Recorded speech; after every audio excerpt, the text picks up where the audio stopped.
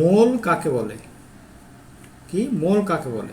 মোল হচ্ছে এককের আন্তর্জাতিক পদ্ধতিতে রাসায়নিক পদার্থের পরিমাণের একক।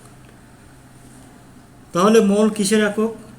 রাসায়নিক পদার্থের পরিমাণের একক। মোল হচ্ছে রাসায়নিক পদার্থের পরিমাণের একক। কোনো পদার্থের যে পরিমাণের মধ্যে 6.023 ইন্টু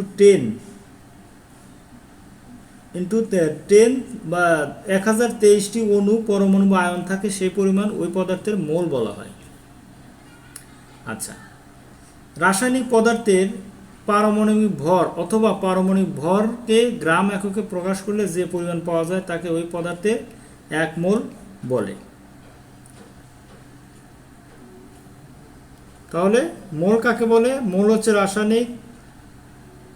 হচ্ছে এককের আন্তর্জাতিক পদ্ধতিতে রাসায়নিক পদার্থের পরিমাণের একক।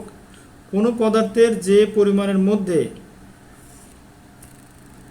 6.023 ইন্টু 1023টি অণু, পরমাণু বা আয়ন থাকে, সেই পরিমাণকে ওই পদার্থের মোল বলা হয়।